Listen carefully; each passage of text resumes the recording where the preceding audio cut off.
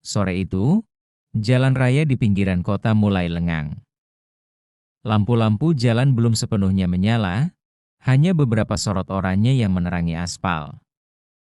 Di ujung jalan, sebuah mobil sedan putih melaju pelan. Di balik kemudi, seorang wanita muda bernama Rani terlihat tenang, meski wajahnya sedikit lelah setelah perjalanan panjang dari luar kota. Rani mengenakan blus putih rapi, celana hitam, dan sepatu kets.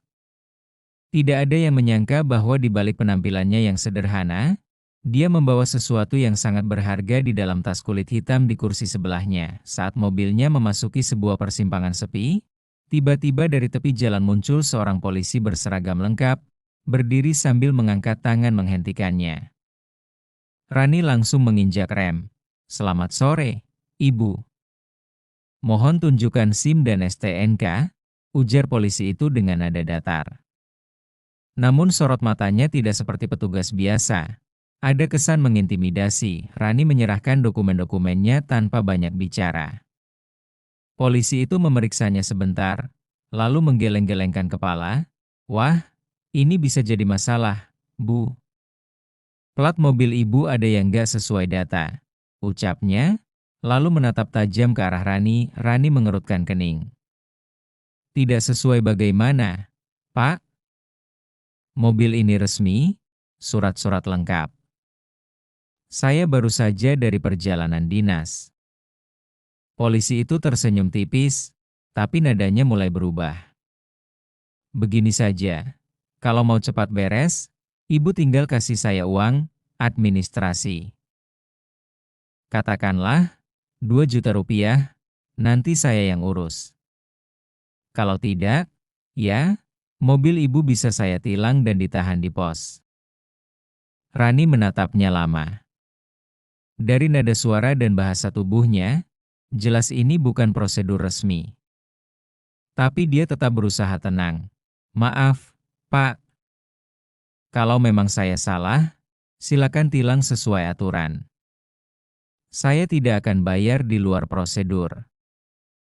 Polisi itu menghela napas panjang, lalu mendekat ke jendela mobil.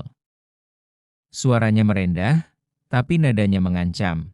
"Ibu cantik-cantik, tapi jangan bikin saya marah. Jalan ini sepi, kalau saya mau, bisa saja Ibu susah keluar dari sini." Ucapan itu membuat Rani diam sejenak. Di matanya mulai terlihat sedikit kilatan dingin. Dia sudah mengira kemungkinan seperti ini. Dan benar saja, polisi itu mulai mengetuk-ngetuk bodi mobil, mencoba membuat tekanan. Sekilas Rani memandang ke spion. Tidak ada mobil lain, hanya angin sore yang berhembus membawa debu. Dia menghela napas, lalu membuka pintu mobilnya perlahan. Langkahnya tenang, tapi tatapan matanya mulai berubah, dingin dan terukur. Polisi itu tersenyum miring, mengira Rani akan menyerah. "Nah, gitu dong. Kita bisa bereskan urusan ini secara kekeluargaan," katanya. Rani berdiri tegak, menatap tepat ke mata polisi itu. "Pak, saya sudah cukup sabar. Tapi sepertinya Anda tidak tahu siapa yang sedang Anda hadapi." Polisi itu tertawa kecil. "Hah, siapa memang? Anak pejabat? Wartawan? Ah, semua bisa diatur." Tangan Rani perlahan bergerak ke dalam jaketnya, bersambung ke part 2 saat suasana berubah dan rahasia Rani mulai terungkap. Polisi itu berdiri dengan kedua tangannya di pinggang, dagunya sedikit terangkat, seperti seseorang yang sudah yakin ia memegang kendali penuh. Rani menatapnya tanpa berkedip, senyumnya tipis, nyaris tidak terbaca. Angin sore berhembus pelan, membuat ujung rambut Rani yang tergerai sedikit bergoyang. Jalan itu masih sunyi. Tidak ada mobil lain, tidak ada pejalan kaki, hanya suara jangkrik dari sawah di sebelah kiri dan suara mesin motor tua yang sesekali terdengar jauh di ujung jalan. "Pak," ucap Rani dengan nada rendah, namun ada ketegasan yang membuat polisi itu sedikit terhenti. "Kalau saya memberi uang seperti yang Anda minta, berarti saya ikut dalam permainan kotor Anda." dan saya tidak pernah main di wilayah kotor. Polisi itu terkekeh sinis. Main kotor atau tidak, yang penting kita sama-sama untung, Bu. Kalau Ibu keras kepala, bisa panjang urusannya. Saya bisa tahan mobil ini, SIM Ibu. Bahkan, sebelum kalimatnya selesai, Rani tiba-tiba melangkah setengah langkah maju. Tatapannya menusuk. Saya peringatkan untuk terakhir kalinya, jangan mengancam saya. Polisi itu terdiam sepersekian detik, lalu tertawa kecil lagi. Wah, mulai berani, ya? Ibu pikir saya takut? Rani menghela napas pelan, lalu meraih resleting jaketnya. Perlahan ia membukanya, tapi gerakannya sangat terkendali, tidak terburu-buru. Polisi itu menatap heran, mencoba menebak apa yang akan dilakukan wanita itu. Ketika jaket terbuka, terlihat di pinggang Rani, terselip rapi di balik kaos hitamnya, sebuah pistol hitam berlisensi resmi. Senjata itu tersarung dengan tali pengaman, tapi keberadaannya jelas membuat udara di antara mereka berubah drastis. Polisi itu spontan mundur setengah langkah, matanya membesar. Anda? Polisi juga? Tanyanya terbata-bata. Rani tidak menjawab langsung. Dia perlahan menarik pistol itu, bukan dengan gerakan gegabah, tapi dengan ketenangan seorang yang terbiasa memegangnya. Laras pistol mengarah ke bawah, tapi cukup jelas bahwa hanya perlu satu gerakan kecil untuk mengubah arahnya.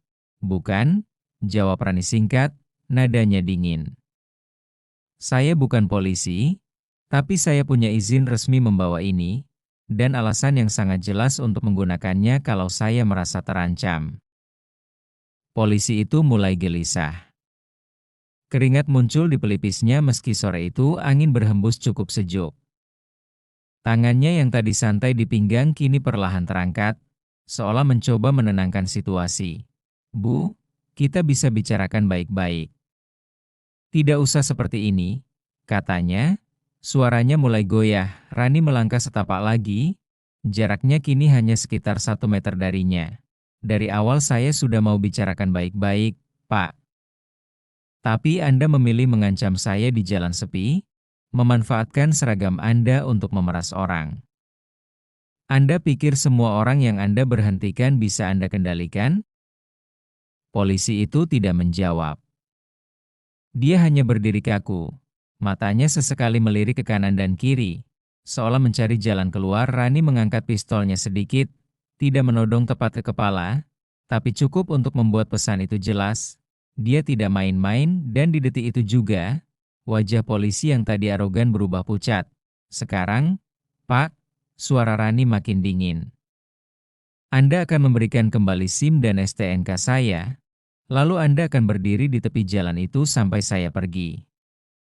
Dan percaya, kalau Anda mencoba menghalangi atau memanggil bantuan, saya pastikan Anda akan menyesal seumur hidup. Suasana hening. Hanya ada suara angin dan degup jantung yang mulai terasa di telinga polisi itu. Udara sore yang tadi terasa sejuk ini mendadak pengap bagi polisi itu. Laras pistol hitam di tangan Rani membuat kakinya lemas. Dia mencoba menegakkan badan, tapi posturnya kini goyah, jauh berbeda dari beberapa menit lalu saat ia menatap Rani dengan penuh kesombongan. Keringat mengalir dari pelipisnya, turun ke pipi, lalu jatuh di keras seragamnya. Napasnya mulai memburu, dia bahkan tak lagi memegang buku tilang yang tadi ia genggam erat. Bu, saya minta maaf, suaranya serak. Saya hilaf. Rani tidak bergerak. Pandangannya tetap menusuk, pistol masih kokoh di genggaman. Maaf? Setelah mengancam saya, memanfaatkan seragam Anda, dan mencoba memeras uang di jalan sepi? Anda pikir kata, maaf, bisa menghapus semuanya? Polisi itu menelan ludah, matanya mulai memerah. Saya ada masalah di rumah, Bu. Anak saya sakit, saya butuh biaya. Saya terpaksa, ucapnya terbata-bata. Rani menggeleng pelan. Jangan berani gunakan alasan keluarga untuk membenarkan tindakan kotor. Ribuan orang di luar sana punya masalah yang sama, tapi mereka tidak memeras orang. Polisi itu mulai goyah emosinya. Air mata membasahi matanya, lalu menetes ke pipi. Tangannya bergetar, separuh takut, separuh malu. "Bu, saya mohon, tolong jangan laporkan saya. Karir saya akan hancur, keluarga saya." Rani menurunkan pistolnya sedikit, tapi nadanya tetap dingin. "Anda harusnya memikirkan keluarga sebelum bertindak. Sekarang, Anda akan mengikuti instruksi saya." Polisi itu mengangguk cepat, seperti anak sekolah yang ketahuan berbuat salah. Rani mengulurkan tangannya. "SIM dan STNK saya. Sekarang." Dengan tangan gemetar, polisi itu merogoh sakunya, mengeluarkan dokumen yang tadi ia tahan.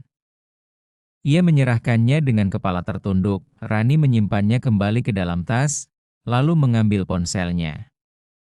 Polisi itu panik. "Bu, jangan. Tolong, jangan rekam atau hubungi siapa-siapa," katanya hampir memohon. Rani menatapnya tajam. "Saya tidak akan merekam, untuk saat ini. Tapi saya sudah menghafal wajah Anda, nama di papan nama Anda, dan semua yang Anda lakukan hari ini. Kalau saya dengar Anda mengulang kejadian seperti ini lagi, saya tidak akan segan menghubungi pihak yang jauh lebih berwenang dari Anda." Polisi itu terdiam. Dadanya naik turun cepat. Lalu tiba-tiba, dia benar-benar menangis.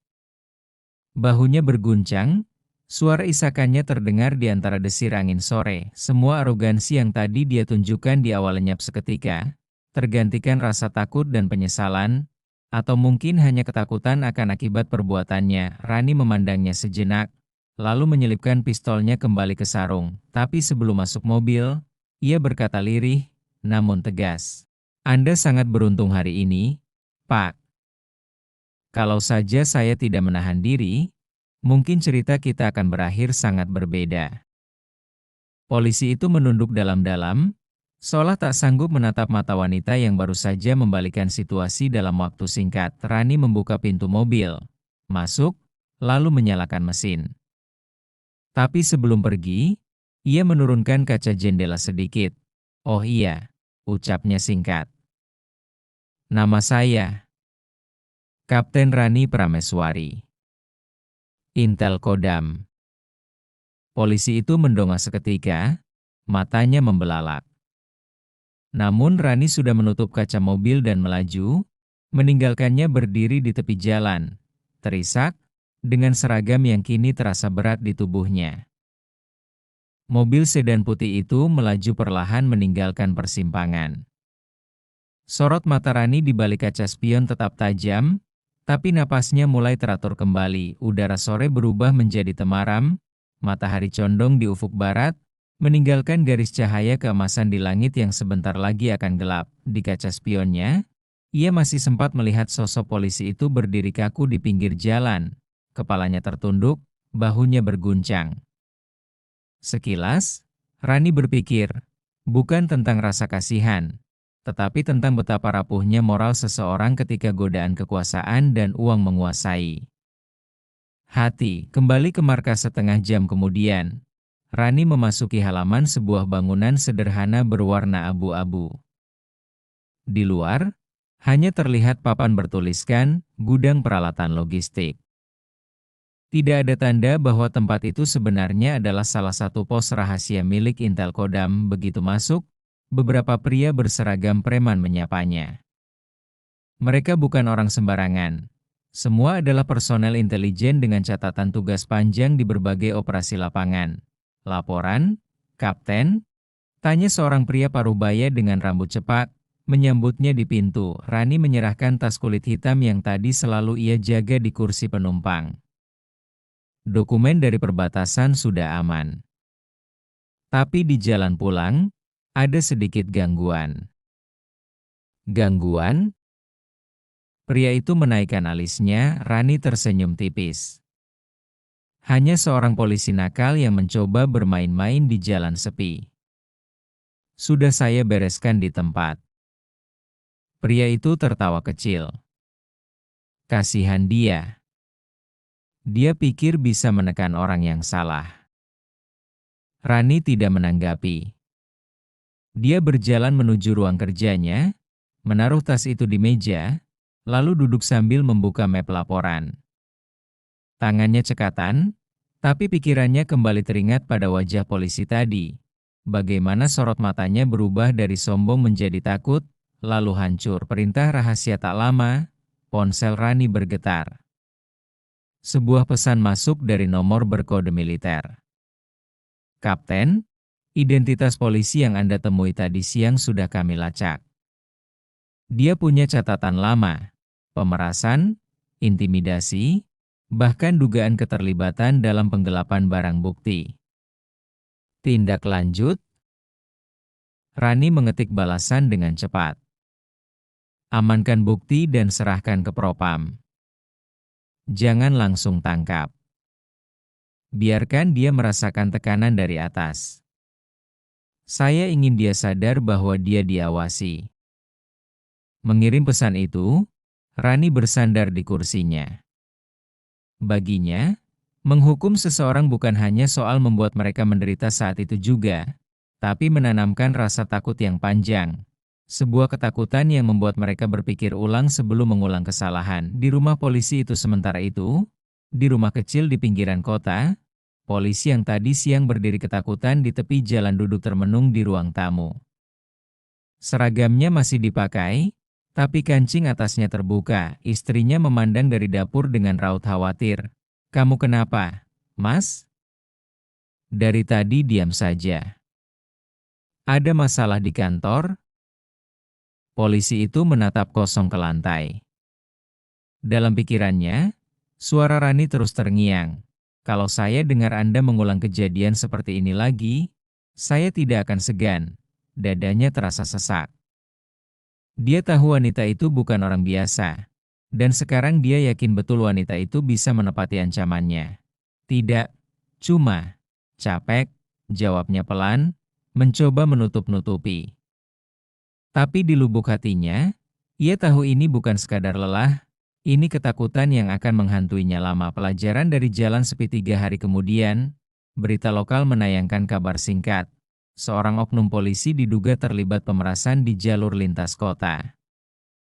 Saat ini sedang dalam pemeriksaan Propam. Tidak disebutkan siapa pelapornya. Tidak ada nama Rani di ruang kerjanya. Rani menutup layar laptop setelah membaca berita itu. Ada rasa lega, tapi bukan kepuasan. Baginya, ini bukan tentang menang atau kalah. Ini tentang membersihkan jalan dari orang-orang yang menggunakan seragam untuk menindas. Ia menatap keluar jendela. Di luar, matahari siang memantulkan cahaya keemasan di aspal. Jalanan harus aman untuk semua orang, pikirnya. Dan selama saya masih di sini, tidak akan ada yang merasa bisa berbuat semaunya hanya karena mereka merasa berkuasa. Rani berdiri, meraih jaketnya, lalu keluar. Di wajahnya ada ketenangan, tapi di langkahnya ada tekad, karena dia tahu, di luar sana, selalu ada yang mencoba menguji batas. Dan dia, selalu siap menjawab tantangan itu.